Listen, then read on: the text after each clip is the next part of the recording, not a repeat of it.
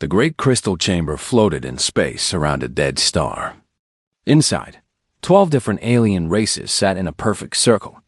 Each one looked different from the others. Some had scales, others had fur, and a few had metal parts instead of skin. They all had one thing in common, though. They ruled the galaxy. Zethkar stood up from his seat. He was tall and thin, with 4 arms and purple skin that changed colors when he was angry. Right now, his skin was turning dark red. He pressed a button on his chair, and a picture appeared in the middle of the room. It showed a small blue and green planet. "Look at this world," Zethkar said to the others. "The creatures there call it Earth. They call themselves humans. 50 years ago, they could not even leave their own planet. Now, look what they have done." The picture changed to show a map of nearby star systems. Red dots marked where the aliens controlled space. Blue dots showed where humans had built new homes. There were 12 blue dots scattered across the map. 12 worlds in 50 years, said another alien from across the room. This one looked like a giant spider with crystal eyes. "No species has ever spread that fast. They make babies too quickly," added a third alien. This one was covered in thick white fur and had 6 legs. "Each family makes 3 or 4 children, sometimes more. In 100 years, there will be billions of them on each world." Zethkar nodded his head. "That is not the worst part. Watch this." He pressed another button. The picture changed to show human ships. They looked strange compared to alien ships. Where alien ships were smooth and perfect, human ships looked rough and put together from spare parts. "They build ships differently than we do," Zethkar explained. "We make our ships to last for thousands of years. Humans build theirs to work right now. When something breaks, they fix it with whatever they can find. When they need something new, they change their ships instead of building new ones." The spider-like alien clicked her mandibles together. That was how her people showed worry. "What does this mean for us?" "It means they adapt faster than we do," Zethkar said. "When they found a planet with too much gravity, they changed themselves to be stronger. When they found a planet with poison air, they built suits to breathe. They never give up. They never say something is impossible." A new alien spoke up from the far side of the room. This one looked almost like a human, but with golden skin and no hair. "Perhaps we should try to make friends with them, trade with them, learn from them." The room erupted in angry noises. Several aliens began shouting at once in different languages. Zethkar held up all 4 of his arms for silence. "No," he said firmly. "We have ruled this galaxy for 1,000 years. Our families have kept peace and order for longer than most species have existed. We cannot allow one young race to destroy everything we have built." He pressed another button. The picture changed to show graphs and numbers. "Look at these facts. Humans learn faster than any species we have ever seen. They share information instantly across all their worlds. When one human discovers something new, every human knows about it within days. They work together in ways that should be impossible." The white-furred alien stood up on all 6 legs. "What are you suggesting, Zethkar?" "I am suggesting we end this problem before it becomes too big to handle," Zethkar said. His skin was now almost black with anger. "We send a small fleet to their homeworld. We destroy their biggest cities. We show them that we are still the rulers of this galaxy. They will surrender, and we can control how fast they grow." The golden-skinned alien looked horrified. "You want to attack innocent beings? They have done nothing wrong." "They exist," Zethkar said simply. "That is wrong enough." The spider alien clicked again. "How many ships would you need?" 30 of our best warships," Zethkar answered. "Their planet has some defenses, but nothing that could stop us. We attack during one of their celebrations when they are distracted. The war would be over in 1 day." Around the room, the other aliens began to whisper among themselves. Some seemed excited by the idea. Others looked worried. The golden-skinned alien shook her head sadly. "This is wrong," she said. "We should not attack beings who have done us no harm." "They will harm us," Zethkar insisted. "Maybe not today, maybe not tomorrow, but someday. It is better to stop them now while we can." The leader of the council stood up. He was the oldest being in the room, covered in gray scales that had grown over thousands of years. When he spoke, everyone listened. "We will vote," he said in a voice like grinding stone. "All who agree with Zethkar's plan, raise your hands." One by one, hands and claws and tentacles rose into the air. 8 beings voted yes. Only 3 voted no. The golden-skinned alien was one of them. "It is decided," the old leader said. "We will attack the human home world. Zethkar, you will lead the fleet. Make it quick and clean. We are not monsters." Zethkar's skin began to turn back to purple. He was happy now. "I will choose our best ships and crews. The attack will happen during their New Year's celebration. It is when they gather in their biggest cities to watch lights in the sky. They will never see us coming." The golden-skinned alien stood up again. "I want it recorded that I disagree with this action. I believe we are making a terrible mistake." "Your disagreement is noted," the old leader said. "But the decision is made. The human problem will be solved." As the council meeting ended, the aliens began to leave the crystal chamber. Each one returned to their own ships to carry news back to their home worlds. None of them noticed the small golden ship that quietly slipped away into the Vos. Darkness thought the golden-skinned alien sat alone in her ship, traveling toward human space. She had to warn them. It was against all the rules of the council, but she could not stand by and watch an innocent species be destroyed. Behind her, Zethkar was already choosing his ships and planning his attack.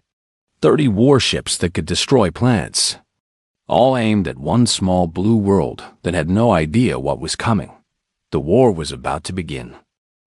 Admiral Chen Wei-Ming was drinking coffee and watching fireworks when the sky started falling. She stood on the balcony of her apartment in Sydney, listening to millions of people cheer as colorful lights exploded over the harbor. It was New Year's Day, and everyone was celebrating. Then the real explosions began. The first alien ship appeared above, the city like a dark metal mountain. It was bigger than any building Chun had ever seen.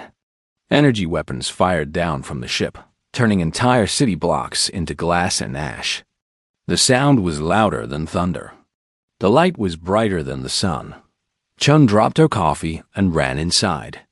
Her military training kicked in immediately.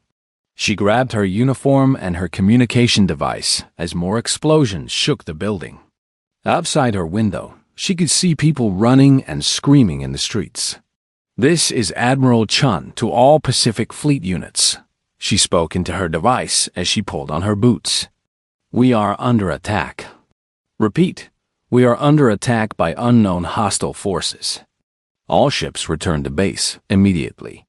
The response came back full of static and panic. "Admiral, this is Captain Torres on the Melbourne. We have 30 large ships attacking cities around the world. London is burning. New York is burning. Tokyo is gone completely." Chung felt ice in her stomach. 30 ships, all attacking at once. This was not some accident or misunderstanding. This was planned. "What about our orbital defenses?" she asked, still getting dressed. "They took them out first," Torres replied. "Every satellite, every weapon platform, every communication station. They knew exactly where everything was. This was not random, Admiral. They studied us." Chun finished putting on her uniform and ran for the door. Her building shook again as another energy blast hit somewhere nearby. In the elevator going down, she could hear people crying and praying in a dozen different languages. When she reached the street, the scene was like something from a nightmare. Cars were abandoned everywhere.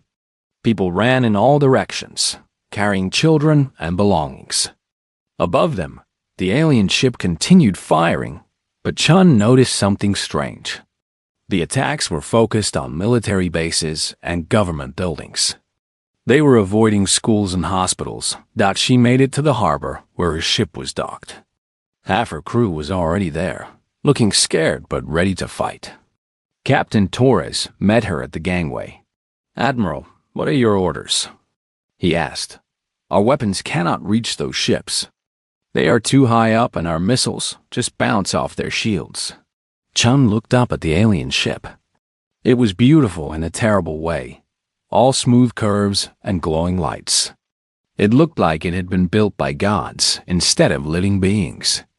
"Get me a connection to all remaining military commanders worldwide," she ordered. "Emergency frequency." Within minutes, her communication screen showed faces from around the world. General Morrison from what was left of the Pentagon. Admiral Nakamura from the Japanese fleet. General Petrov from the Russian army.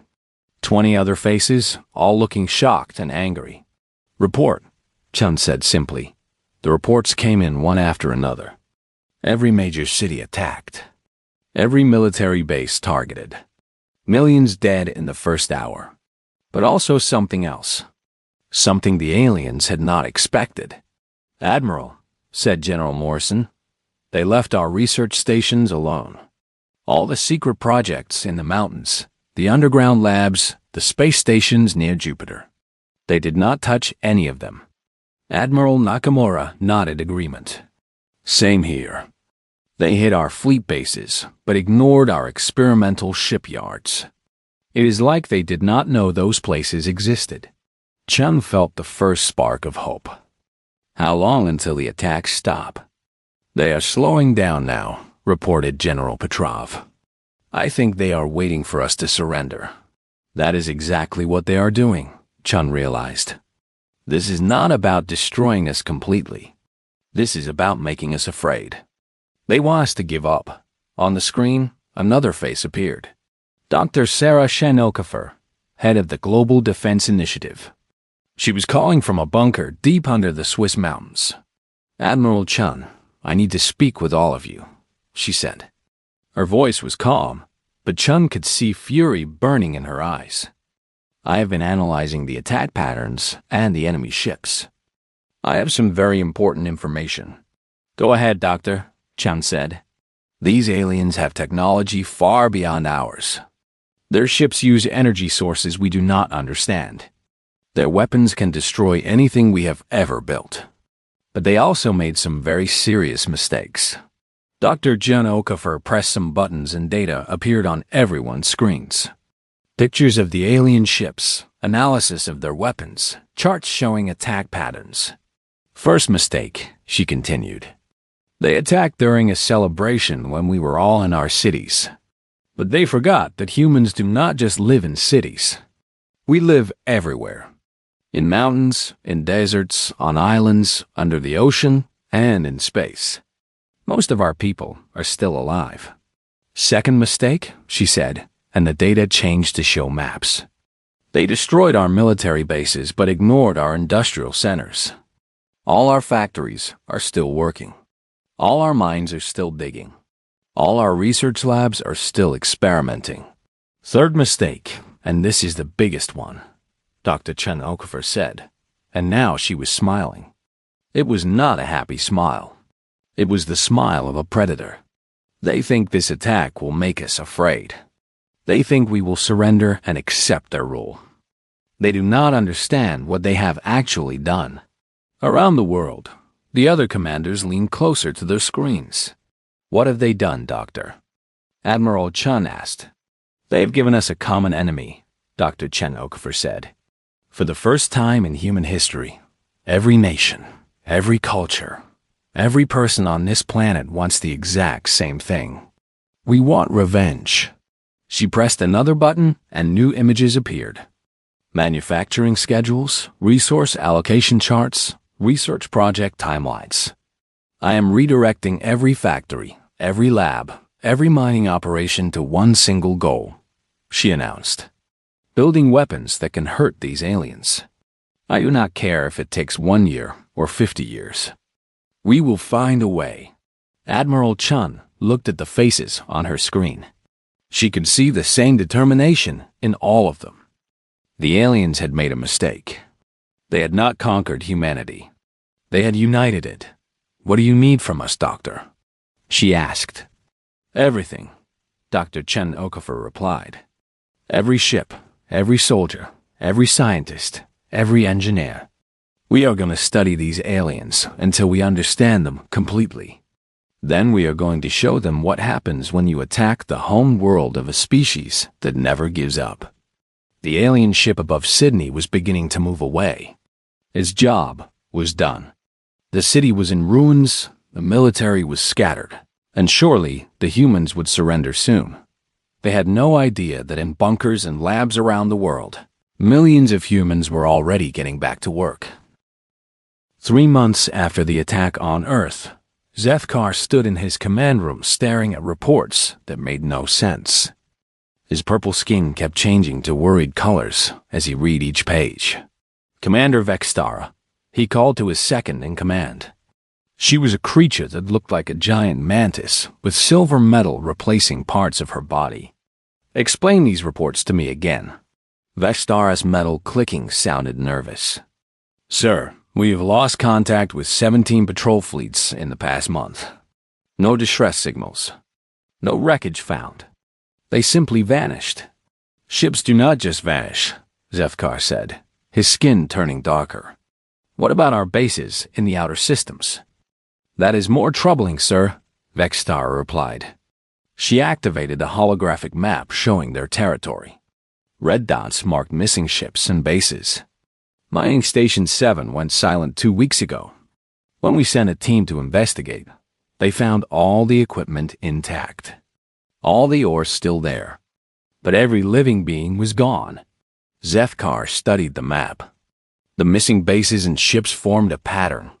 They were all on the edges of human space, in systems where the two territories met. What about the humans? He asked. Have they tried to contact us? Have they offered to surrender?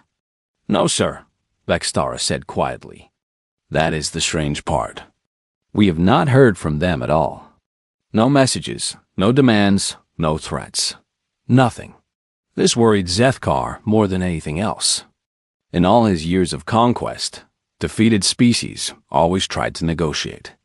They begged for mercy, offered tribute, or at least sent angry messages promising revenge. Silence was not normal. Show me the latest intelligence reports on human activity, he ordered. The holographic display changed to show human space. But instead of the blue dots from 3 months ago, there were now dozens of them. New colonies, new mining operations, new research stations. It looked like the humans were expanding faster than ever. How is this possible? Zethkar demanded. We destroyed their main fleet. We killed millions of their people. They should be rebuilding their home world, not spreading to new systems. Sir, Vextara said, there is something else. Our long-range sensors have detected human ships that do not match our databases. What do you mean? The ships they used before the attack were primitive. Slow, poorly armed, held together with basic materials. But the ships we are seeing now are different. They move faster than they should be able to. They appear on sensors and then disappear again. Some seem to be using technology we do not recognize. Zethkar's forearms began to shake with anger.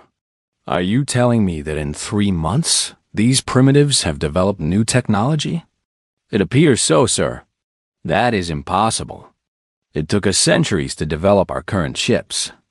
No species can advance that quickly. But even as he said it, Zethkar remembered what he had told the Council about humans. They adapt faster than any other species. They change themselves and their tools to fit new situations.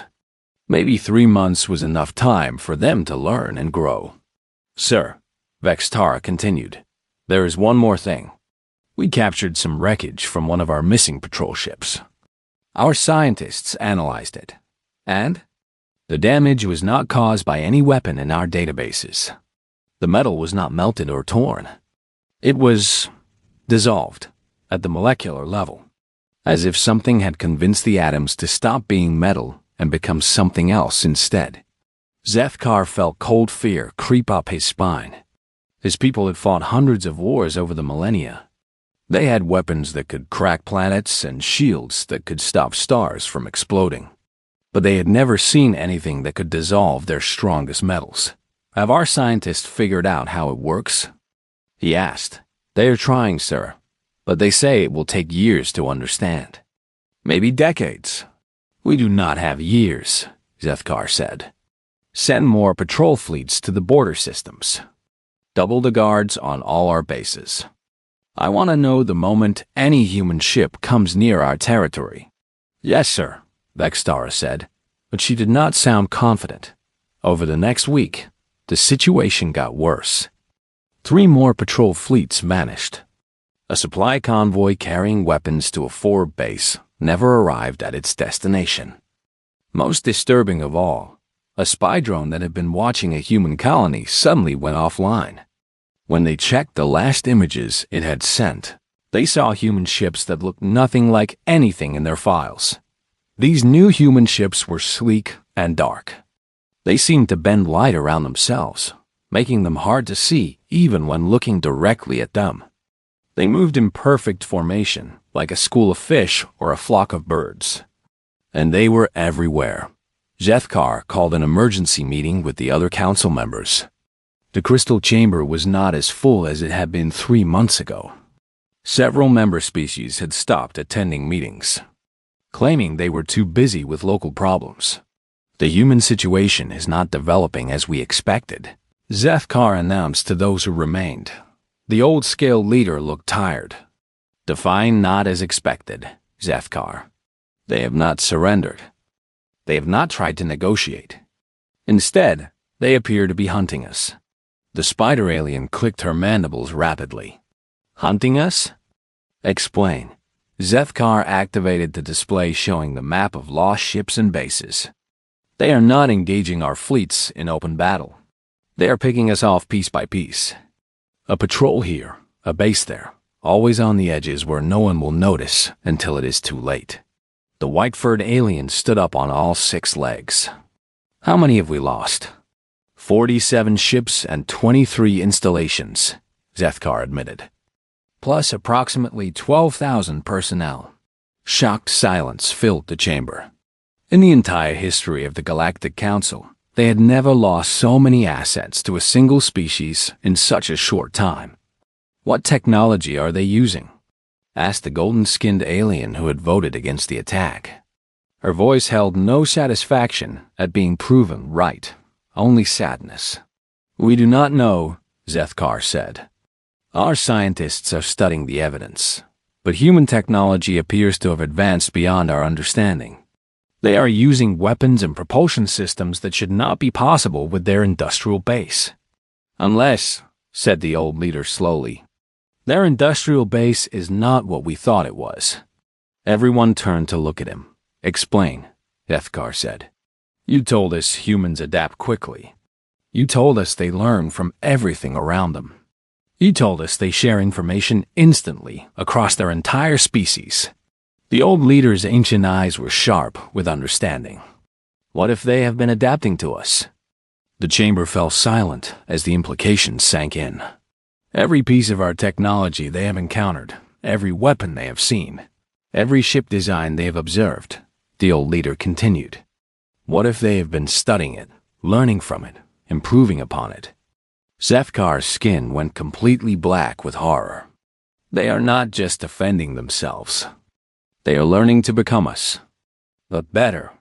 Not us, corrected the golden-skinned alien. They are becoming what we should fear most. They are becoming ourselves, but with human determination and human creativity. Outside the crystal chamber, space seemed darker than usual. And in that darkness, shapes moved that had not been there before. Watching, learning, hunting. 6 months after the attack on Earth, the Galactic Council was falling apart. Half of the member species had withdrawn completely, too frightened to continue fighting. The remaining aliens sat in their crystal chamber, but now it felt more like a funeral then a meeting. Zethkar's skin had not returned to its normal purple color in weeks. It stayed dark with fear and worry. His forearms shook as he read the latest reports. In the past month, they had lost over 200 ships and 50 bases. Entire systems that had been under Council control for centuries were now empty of their forces. "We need to retreat to our core worlds," said the white-furred alien. "Pull back all our fleets and defend what we can." "Retreat to where?" asked the spider alien. "Look at this map. Show me where we can run that the humans have not already been." The holographic display showed their territory, but it was mostly red now. Red meant lost, missing, or destroyed. The blue dots that marked human presence covered nearly half of what had once been Council space. "How is this possible?" Zethkar whispered. 6 months ago, they could barely travel between stars. Now they control more territory than we do. The old-scale leader stood up slowly. His ancient body was tired, and his voice was weak. "I have been alive for 3,000 years. I have seen the rise and fall of dozens of species, but I have never seen anything like this." "What do you mean?" asked Zethkar. "Most species that develop space travel do it slowly. They build one ship, then another, then maybe a dozen over many years. They explore carefully, colonize slowly, expand at a steady pace." The old leader turned to face the others. "Humans are not doing that. They are not expanding. They are exploding across the galaxy like a wave of water from a broken dam." Vextara, who had been standing guard by the door, suddenly stepped forward. "Sir, we are receiving a transmission. It is coming from everywhere at once." "What do you mean, everywhere?" Zethkar demanded. "The signal is being broadcast simultaneously from every human-controlled system. Hundreds of sources, all sending the same message. They want to talk." The chamber fell silent. For 6 months, the humans had said nothing. No demands, no threats, no attempts at communication. Just the steady, methodical destruction of everything the Council had built. "Put it on the main screen," the old leader ordered. The holographic display flickered and changed. Instead of star maps, it now showed a human face. It was an older woman with gray hair and scars on her face. Her eyes were calm, but held depths that made even the ancient Council leader feel young. "I am Fleet Admiral Sarah Chen Okafor, Supreme Commander of the Terran Liberation Forces," she said. Her voice was clear and confident. "I am speaking to the beings who call themselves the Galactic Council." Behind her, they could see other humans. Scientists, soldiers, diplomats. All of them looked competent and dangerous. All of them looked like they knew exactly what they were doing. "You attacked Earth 6 months, 3 days, 14 hours, and 26 minutes ago," Admiral Chen Okafor continued. "You destroyed our cities. You killed 4 billion of our people. You did this because you were afraid of what we might become." She paused and smiled. It was not a friendly smile. "Well, now you know what we became." The view behind her changed to show star charts. But these were not the Council's charts. These showed the galaxy from a human perspective, and what they showed was terrifying. Human space was not scattered colonies anymore. It was a connected network of systems, all linked by ships and communication stations. It looked like a living organism that had grown to cover half the galaxy. "We spent these 6 months learning about you," the Admiral continued. "We studied every piece of your technology we could find. We analyzed every weapon you used against us. We examined every ship you sent into our space." The star chart changed to show technical diagrams. Ship designs, weapon schematics, power systems. But these were not copies of Council technology. These were improvements. Human versions that were smaller, faster, and more efficient. "You see, humans have a talent that you may not have considered," Admiral Chen Okafor said. "When something tries to kill us, we do not just learn to defend ourselves. We learn to kill it back, better." Zethkar's skin went completely black. On the screen, he could see human ships that were beyond anything in the Council's databases. Ships that seemed to exist in multiple places at once. Weapons that fired beams of pure energy that could cut through any armor. Propulsion systems that bent space itself to travel faster than light. But technology is not our greatest strength, the Admiral continued. Our greatest strength is something you could never understand, because your species have forgotten how to do it. What are you talking about? Zefkar found himself asking aloud. Though he knew she could not hear him dot as if answering his question, Admiral Chanokafer said, "We work together. Not just humans from the same planet or the same nation. All humans. Every colony, every ship, every research station. We share everything we learn instantly. When one human discovers something new, within hours every human in the galaxy knows about it." The display changed again to show the inside of human facilities. Massive factories building ships at impossible speed. Research labs where scientists from different worlds work together through holographic projections. Space stations where humans and their machines worked side by side, building things the Council had never imagined. In 6 months, we have built more ships than your entire civilization owns. We have developed weapons that can destroy your strongest defenses. We have created technologies that make your most advanced science look primitive. Admiral Chanokafer leaned forward, and her eyes seemed to look directly at each council member. And we did it all while you were wondering where your fleets had gone. The white-furred alien fell back into her chair. They took our fleets to study them. Not just study, Admiral Chanokafer said, as if she had heard. We took them apart, piece by piece. We learned how every system worked. Then we built our own versions that worked better. The spider alien began clicking rapidly, the sound of extreme panic among her people. How many ships do they have now? Admiral Chanokafer smiled again. How many do we need? The display changed one final time. It showed a fleet of human ships approaching the crystal chamber. There were hundreds of them, all moving in perfect formation. They were beautiful and terrible, like metal sculptures that had learned to fly through space. You have 72 standard hours to begin evacuating your core worlds, Admiral Chanokafer announced. This is not a negotiation. This is not a threat. This is information. We are coming, and we are bringing a new order to the galaxy. The transmission cut off, leaving the council members staring at a blank screen. Outside their chamber, they could see human ships arriving. Not attacking, not threatening, just arriving. Taking their place in space like they belonged there. What do we do? Whispered the white-furred alien. The old scaled leader sat down heavily in his chair. For the first time in 3,000 years, he looked truly old. We do what every species before us has done when they met something better than themselves, he said quietly. We step aside. Zefkar stared at the human ships outside. Each one was a work of art, a perfect fusion of function and form. They made the Council's ships look like crude toys built by children. How did they do it? He asked. How did they advance so far so fast? The golden-skinned alien, who had warned them not to attack Earth, spoke for the first time in months. Because, she said sadly, when you attacked their home, you did not just threaten their lives.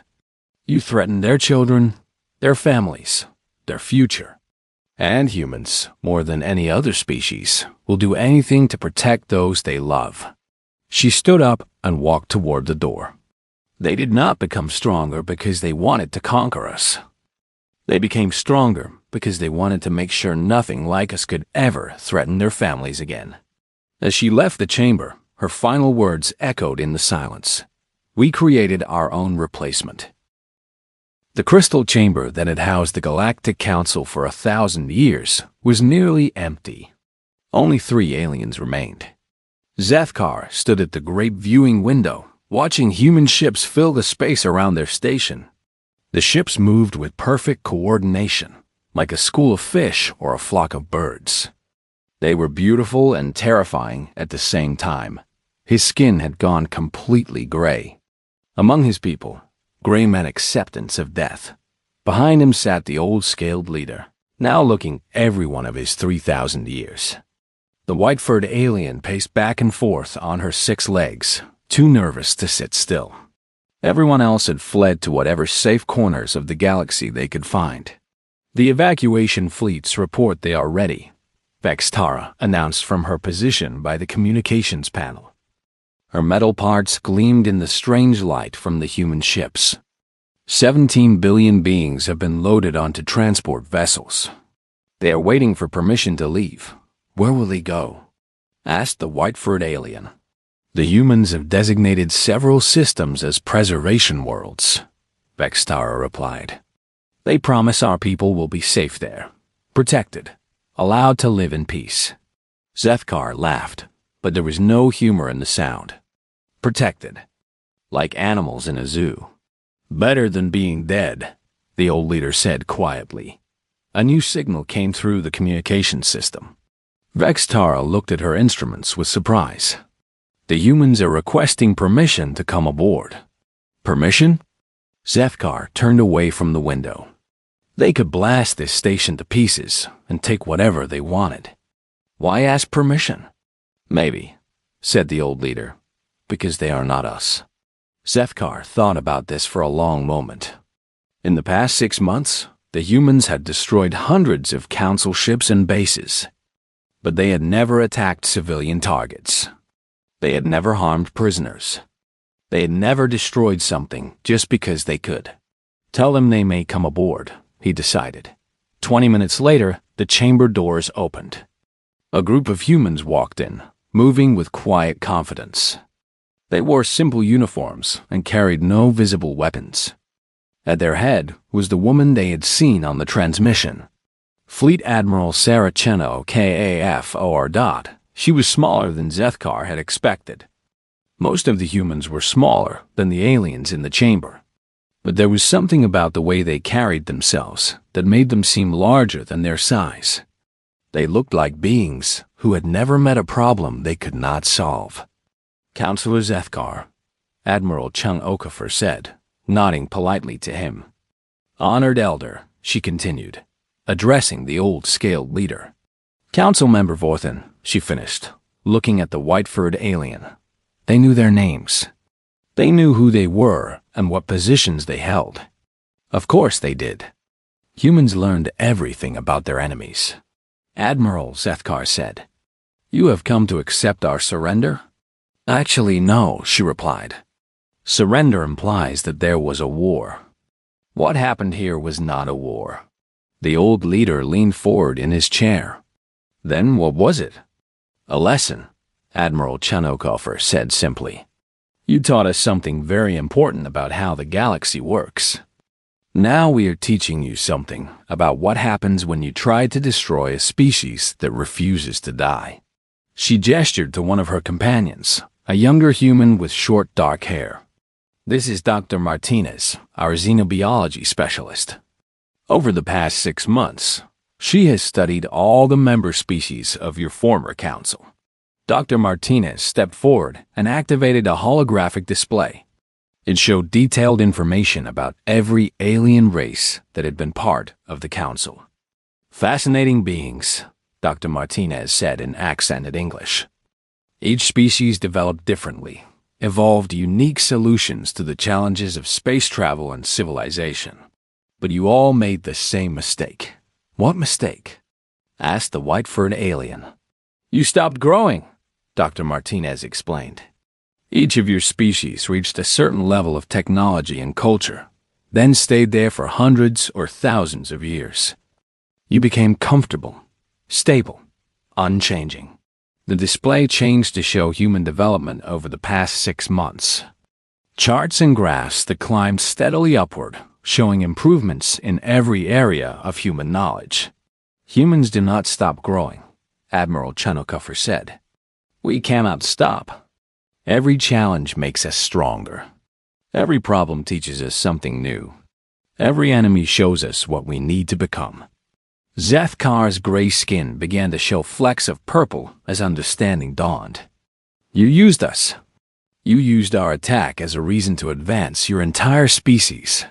We used your attack as a learning opportunity, the Admiral corrected. You showed us technologies we had never imagined. You demonstrated the level of coordination needed to control a galaxy. You proved that it was possible for different species to work together under a single authority.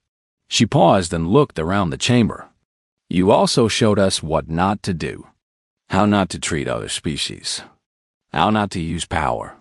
The old leader spoke, his voice barely above a whisper. What happens to us now? Admiral Chun Okafor's expression softened. You will be relocated to worlds where you can live in safety and comfort. Your species will be preserved, your cultures protected. Your knowledge and wisdom will be recorded and valued. But we will not rule, Sethkar said. No, she agreed. You will not rule. And humans will? Humans will manage, Admiral Chun Okafor corrected. We will protect. We will organize. We will make sure that what happened to Earth never happens to any other world. Dr. Martinez stepped forward again. We have learned something interesting in our studies. Do you know what the most common cause of extinction is for spacefaring species? None of the aliens answered. They attack something stronger than they realize, she said. They pick a fight with a species they do not understand. They make assumptions based on limited information. They act from fear instead of wisdom. Admiral Chun Okafor nodded. Your council had ruled the galaxy for 1,000 years. You had forgotten that there might be things in the universe you had not yet encountered. Species you did not yet understand. She walked to the viewing window and looked out at the human fleet. You made a choice 6 months ago. You looked at humanity and decided we were a threat that needed to be eliminated. You never considered that we might be something else entirely. What else? Asked the white-furred alien. Admiral Chun Okafor turned back to face them.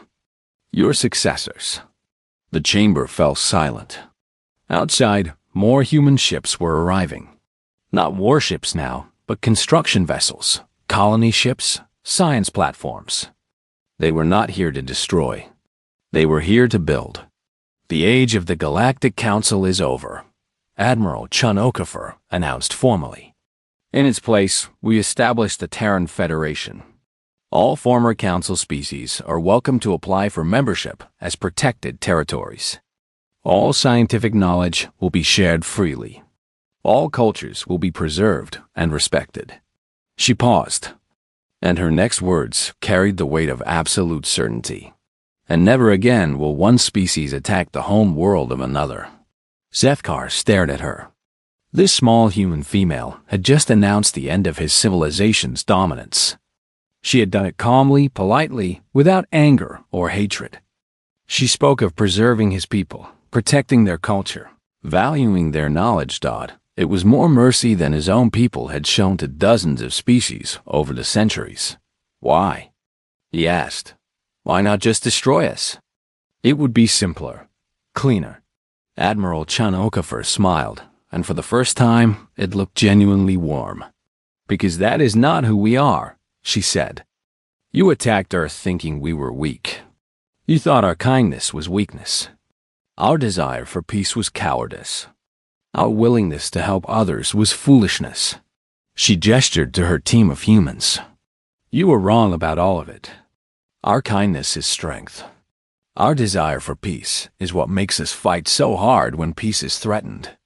Our willingness to help others is what allowed us to become strong enough to protect them. The old leader struggled to his feet. His ancient body was failing, but his mind was still sharp. You attacked Earth, he said slowly, understanding finally dawning in his ancient eyes. Admiral Chun Okafor nodded. Yes, you attacked Earth. The old leader looked around the chamber, at the empty seats where other council members used to sit, at the human ships visible through the windows, at the quiet confidence of the beings who now controlled the galaxy. You attacked Earth, he repeated, and his voice held wonder and terror in equal measure. The council could only stare, paralyzed, as we realized what we had done. And what had you done? Admiral Chan Okafor asked gently. The old leader's voice was barely a whisper. We had not awakened humanity's capacity for war. We had awakened humanity's capacity to replace us entirely. Admiral Chan Okafor nodded once, a gesture of respect for an enemy who finally understood. The evacuation ships are waiting, she said kindly. Your people will be safe. Your cultures will survive. Your species will continue. She turned to leave, then stopped and looked back. But the galaxy belongs to humanity now. We will take better care of it than you did. As the humans left the chamber, Zeth Kar remained at the viewing window. Outside, human ships continued to arrive. Ships carrying colonists, scientists, builders, teachers. They were not conquerors. They were gardeners, coming to tend a garden that had been neglected for too long. His skin was completely gray now. But for the first time in months, he felt something like peace. They had lost everything, but they would survive. And perhaps, in time,